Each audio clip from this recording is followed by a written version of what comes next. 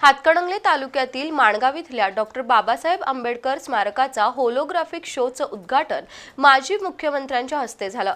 पण उद्घाटनानंतर दुसऱ्या दिवसापासून होलोग्राफिक शो बंद आहे। समाज कल्याण विभागाचे अधिकारी तर त्यानंतर माणगावमधील स्मारकाच्या ठिकाणी फिरकले देखील नाहीत। शासनाच्या पैशातून साकारलेल्या माणगावमधील डॉक्टर बाबासाहेब आंबेडकर यांच्या स्मारकाकडे अधिकाऱ्यांचं पूर्ण दुर्लक्ष आहे।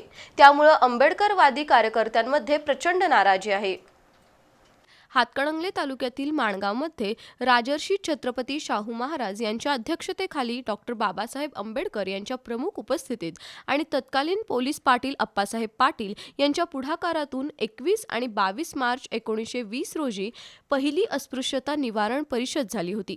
हा ऐतिहासिक ठेवा जपण्यासाठी राज्य शासनाच्या वतीनं माणगावमध्ये लंडन हाऊस आणि होलोग्राफिक शोची उभारणी झाली। त्याच्या उद्घाटन समारंभासाठी सुद्धा ग्रामपंचायत पदाधिकाऱ्यांना संघर्ष करावा लागला होता। अखेर तत्कालीन मुख्यमंत्री एकनाथ शिंदे यांच्या हस्ते 8 मार्च 2024 रोजी माणगावमधील स्मारकाचं उद्घाटन झालं। पण उद्घाटनानंतर दुसऱ्याच दिवसापासून होलोग्राफिक शो बंद पडला आहे। समाज कल्याण विभागाचे अधिकारी तर त्यानंतर माणगावला फिरकलेच नाहीत। वर्षातून एकदाच सरकारी अधिकाऱ्यांना माणगावची आठवण होते। त्यामुळे समाज कल्याण विभागाच्या कामकाजावर आंबेडकरवादी कार्यकर्ते प्रचंड नाराज आहेत।